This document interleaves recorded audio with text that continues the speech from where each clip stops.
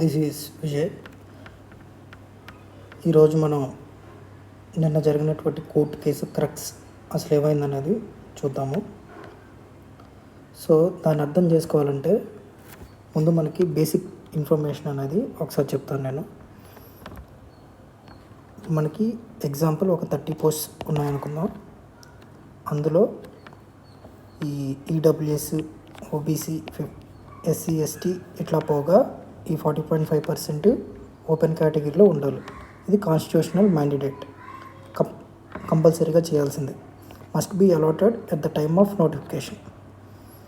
So ఒకవేళ candidates కనుక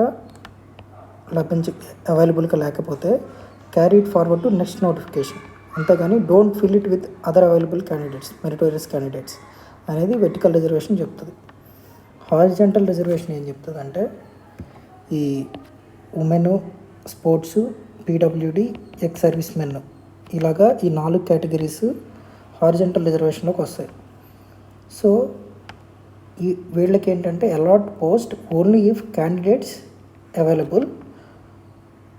అలా లేకపోతే కనుక డోంట్ క్యారీ ఇట్ ఫార్వర్డ్. ఇంకా ఎవరైతే మెరిటోరియస్గా ఉన్నారో అదర్ క్యాండిడేట్స్ వాళ్ళకి అలాట్ చేయని చెప్తుంది. And should be done only after merit list is prepared, not at the time of notification అని చెప్పి రూల్స్ చెప్తున్నాయంట. అసలు రూల్స్ ఏం చెప్తున్నాయంటే ఎగ్జాంపుల్ తీసుకొని అండర్స్టాండ్ చేసుకుందాం. లెట్సే ఒక 2 పోస్టులు ఉన్నాయి అనుకుందాం సబ్ రిజిస్ట్రార్కి.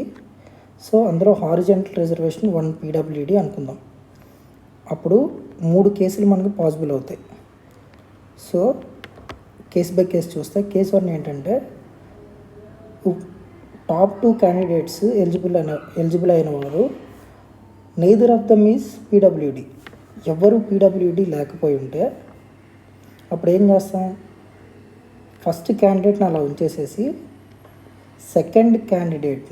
సెకండ్ హైయెస్ట్ మార్క్స్ వచ్చినటువంటి క్యాండిడేట్ని రిమూవ్ చేసేసి పర్సన్ అలాగే ఉంచి పర్సన్ 2 తీసేసేసి అతని ప్లేస్లో పీడబ్ల్యూని పెడతాం. అప్పుడు ఆ పోస్టులు ఎట్లా ఫిల్ అవుతాయి అంటే ఈ 2 పోస్టులు, ఒకటి person with first merit and PWD candidate.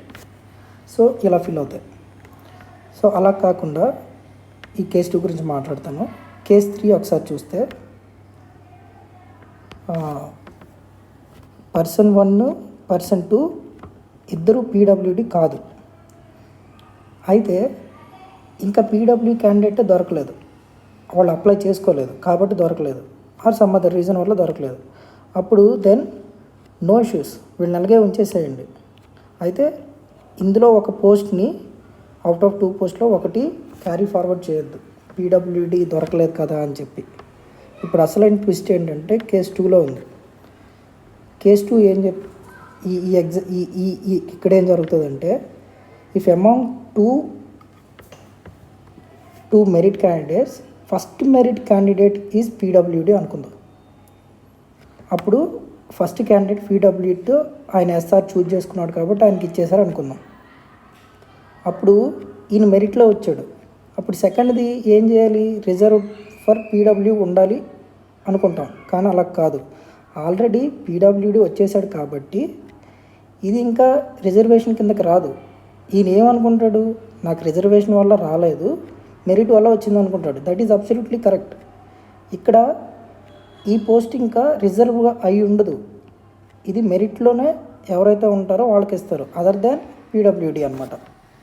So ఇప్పుడు అడ్వకేట్ గారు పిటిషనర్ తరపున ఆయన ఏమి ఆర్గ్యూ చేస్తున్నారంటే ఇప్పుడు మీరు పీడబ్ల్యూడి 1 పోస్ట్ రిజర్వ్డ్ అని ఇండికేట్ చేశారు. మనం ఒకసారి నోటిఫికేషన్లో ఇక్కడ సబ్ రిజిస్ట్రార్ పోస్ట్ అనేది జోన్ 1లో 2 ఉన్నాయి. ఈ 2 వేకెన్సీస్లో ఒకటి పీడబ్ల్యూడి అని ఇండికేట్ చేశారు. అసలు మీకు తెలియదు కదా, సపోజు మెరిట్ లిస్ట్ వచ్చిన తర్వాత కదా తెలిసేది మీకు.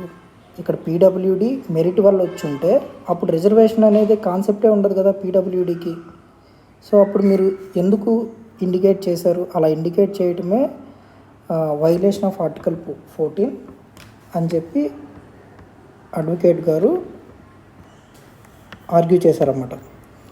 అండ్ ఆయన ఆర్గ్యూ చేస్తూ ఇంకొక పాయింట్ ఏమన్నారంటే, ఓకే ఇప్పుడు సమ్ సుప్రీంకోర్టు కేసెస్ అవన్నీ వల్ల ఇప్పుడు మేము కరెక్ట్ చేసుకుంటాము, కరెక్టే, మనకి మెరిట్ లిస్ట్ తర్వాతే మేము ఏంటనేది చేయాల్సింది అని ఏపీపీఎస్సి కరెక్ట్ చేసుకోవడానికి షుడ్ నాట్ బి అలౌడ్ అని చెప్పి ఆర్గ్యూ చేస్తున్నారు. ఎందుకంటే మీరు ఇండికేట్ చేశారు కాబట్టి చదివా అని చెప్పి ఒక పీడబ్ల్యూ క్యాండిడేట్ అంటారు, ఐ వాజ్ హోప్ఫుల్ నాకు వస్తుందని చెప్పి, మీరు ఇండికేట్ చేశారు కాబట్టి చదివా అంటారు. అయితే గ్యాడ్ ఏపీపీఎస్సి ఫ్యూచర్లో ఇండికేట్ చేయకుండా ఎట్లా తెలుస్తుందని ఎట్లా ఆర్గ్యూ చేస్తారో ఏమవుద్దో నోబడీ నోస్, ఎవరికి తెలీదు. ఇదంతా జడ్జి గారు, లర్న్ జడ్జి గారు